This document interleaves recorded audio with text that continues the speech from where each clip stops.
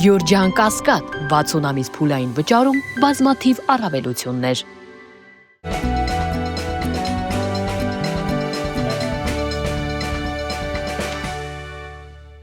Բարև ձեզ։ Փաստինֆո եթերում շարունակում ենք հետևել միջազգային իրադրությանը։ Իրանի միջուկային ծրագրի շուրջ իրավիճակը ավելի է սրվում։ Իրանը հայտարարում է, որ այլևս իրեն պարտավորված չի զգում պահպանել որևէ գործողություններ եւ չանել որևէ բան միջուկային զենք չունենալու համար։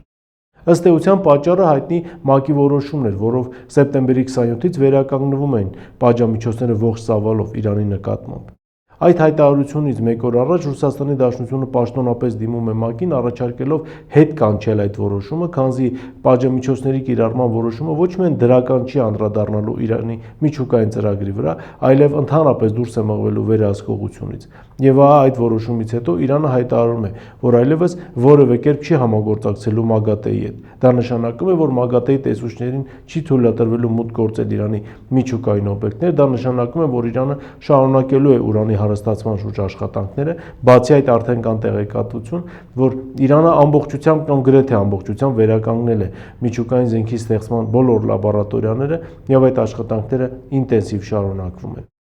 Բացի այդ, Իրանի արտաքին գործերի նախարարն էլ հայտարարում է, որ Իրանի նկատմամբ պատժամիջոցներն ըստ էության որևէ արդյունք չտվեցին։ Ակնհայտ է, որ արդյունք չտվեցին եւ չէին էլ տալու, քանզի այնինչ պարտադրանքի ուժով է փորձում արվել, հաջողություն չի ունենալու։ Իրանը երբեք փակ չի եղել բանակցությունների համար, ավելին, Իրանը պահանջել է, որպեսզի ընդունվի խաղաղ ատոմ ունենալու իր իրավունքը, ինչպես ժամանակին ընդունվեց Պակիստանի իրավունքը, Հնդկաստանի իրավունքը, ինչպես ընդունվեց Թուրքիայի իրավունքը, բացի այդ, Սաուդյան Արաբիան եւս հայտ է ներկայացնում խաղաղ ատոմ ունենալու, բայց չգիտես ինչու, միջազգային հանրությունը Սաուդյան Արաբիայի հարցում որևէ խնդիր չի տեսնում, այսինքն Իրանի հարցում տեսնում է, բայց Սաուդյան Արաբիայի հարցում չի տեսնում։ Ակնհայտ է, որ այստեղ մենք եւս մեկ անգամ գործ ենք ունենում կրկնակի չափորոշիչների եւ ցավալի է, որ միջազգային իրավունքը շարունակում է մեկնաբանվել համապատասխան շահերին եւ այն հայտարարություններին, որոնք անում են գերտերությունները։ Իրանի միջուկային ծրագիրը ոչ թե խնդիրն այն է, որ Իրանը չպետք է ունենա միջուկային զենք կամ միջուկային ծրագիր, այլ հենց ներկայիս Իրանը չպետք է ունենա միջուկային ծրագիր։ Սա սկզբունքային է արևմուտքի համար եւ այս հարցում կարծում եմ բոլորս էլ հասկանում ենք, որ Իրան-արևմուտք հակասությունները ավելի են սրվելու։ Ինչևէ, սպասենք տեսնենք, թե իրադարձությունները այս ոլորտում ինչպես են զարգանում։ Մյուս թեման, որին ցանկանում եմ անդրադառնալ, այս անգամ կապ ունի Մերձավոր Արևելքի հետ։ Մերձավոր Արևելքում, ինչպես ասում են, խաղաղությունը կարճ տևեց։ Իսրայելի եւ Համասի միջև ստորագրված պայմանագիրը, որի մասին այդքան թմկահարում էր Թրամփը, ըստ էության կարող ենք փաստել, որ գրեթե գոյություն չունի։ Քանզի այդ պայմանագրի ստորագրումից մի քանի օր հետո Իսրայելը կրկին սկսեց ավիահարվածներ հասցնել Գազային։ Իսրայելն ամեն ինչ անում է, որպեսզի Գազայի ժողովուրդը չստանա հումանիտար օգնություն։ Հարվածներ է հասցվել նաեւ Եգիպտոսի հետ սահմանի Ռաֆա անցակետին, որով հիմնականում անցնում են հումանիտար բեռները։ Բայց այստեղ հետաքրքիրն այն է, որ միջազգային հանրությունը այս անգամ էլ է լռում է միևնույն ժամանակ Համասին կոչ անելով հանկարծ չպատասխանել, որպեսզի Թրամփի տրամադրությունը չփչացնի։ Եվ այդ կոչ անողների մեջ է նաև Թուրքիան։ Թուրքիան, որ անընդհատ հայտարարում է, որ Գազայի ժողովրդի պաշտպանն է, որ իրենք մտահոգված են Իսրայելի ցեղասպան գործողություններով, Իսրայելին մեղադրում է ցեղասպանություն իրականացնելու մեջ, ստանալով պատասխան Իսրայելի զարմանքը, որ ցեղասպանություն իրականացրած պետությունը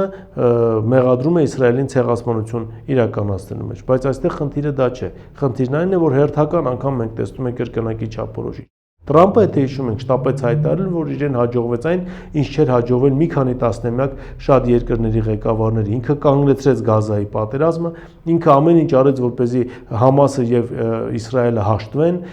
որ տեսեք հիմա ինչպիսի իրավիճակ է ստեղծվելու Գազայում, Գազան զարգանալու է եւ այլն, բայց դա պարզվում է այնպես չէ։ Այնինչ չի կարելի Համասին, իհարկե կարելի է Իսրայելին։ Իսրայելը կարող է իր անվտանգությունից ելնելով հարվածներ հասցնել, ինչպես նաև սպանել Գազայի բնակիչներին, բայց այ Համասը պատասխանել չի կարող։ Համասին կոչ են անում զսպվածության եւ այդ կոչ անողներից մեկն էլ հենց ինչպես արդեն նշեցի Թուրքիան է։ Ինչևէ, ակնհայտ է, որ միակողմանի խաղաղություն չի լինելու։ Համասը միակողմանի չի պահպանելու խաղաղությունը, ավելին, Իսրայելը այս ժամանակահատված օգտագործեց նաեւ օրերս Լիբանանի հարավին հարվածներ հասցնելու համար, որտեղ տեղակայված են նաեւ Հեզբոլայի բազաները։ Պարզ է, որ Իսրայելին այս խաղաղությունը կամ ձևական խաղաղությունը պետք է ուղղակի ուժերը մոբիլիզացնելու եւ Լիբանանի ուղղությամբ նետելու համար։ Համասը ակնհայտորեն պատասխանելու է։ Սա հերթական անգամն է, երբ մենք ականատես ենք լինում, թե ինչ արդյունք է լինում Թրամփի խաղաղությամբ խաղաղության հաստատումը։ Սա ինչի եմ ասում, որպեսզի մեր համար էլ պարզ լինի,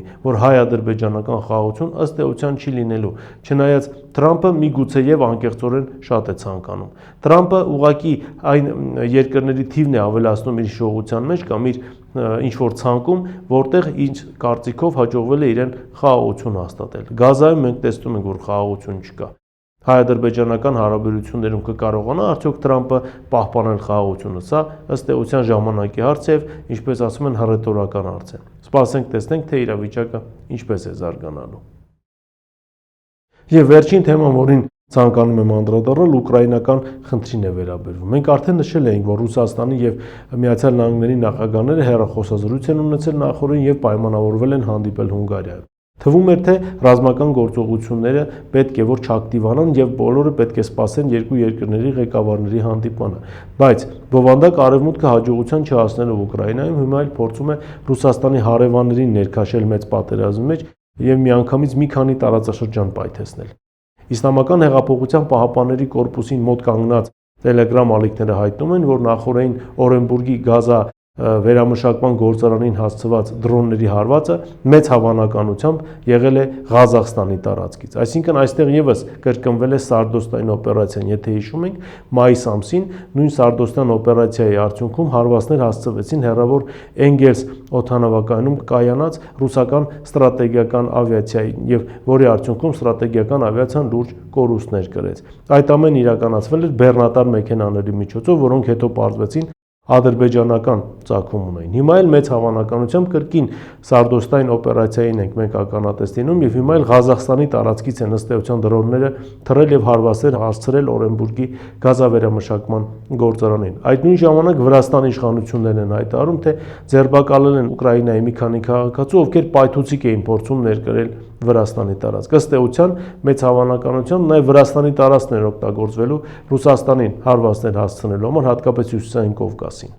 Ինչևէ, մեծ պատերազմը կարծում ենք դեռ առջևում է եւ տարածաշրջանները կարող են ուղղակի մի օր պայթել։ Բնավ ծա չի հետաքրքրում այս ամենը նախաձեռնողներին իրենք ցանկանում են որևէ պարագայում ռազմավարական պարտություն չկրել, քանզի ռազմի դաշտում ըստ էության արդեն պարտվել են։ Եվ տեսնելով այս ամենը եւ չցանկանալով ընդունել իրենց պարտությունը եւ իրենց մեղքը այս մեծ պատերազմը սանձազերծելու հարցում, իրենք հիմա էլ սկսում են ներքաշել տարբեր պետությունների, որոնք հիմնականում Ռուսաստանի հետ սահմանակից երկրներ են։ Այսինքն, եթե այս տրամաբանությամբ նայենք մոտ ապագայում մենք կարող ենք նման դեպքեր տեսնել եւ Ճապոնիայից, եւ Մոնղոլիայից, եւ մի շարք այլ պետությունների տարածքներից։ Ինչևէ, սպասենք տեսնենք, թե իրավիճակը ինչպես է զարգանալու։ Այս թեմաներն էին, որոնց այսօր ես ցանկացա անդրադառնալ, այսօր այսքանն է, շնորհակալություն, կհանդիպենք եթերում։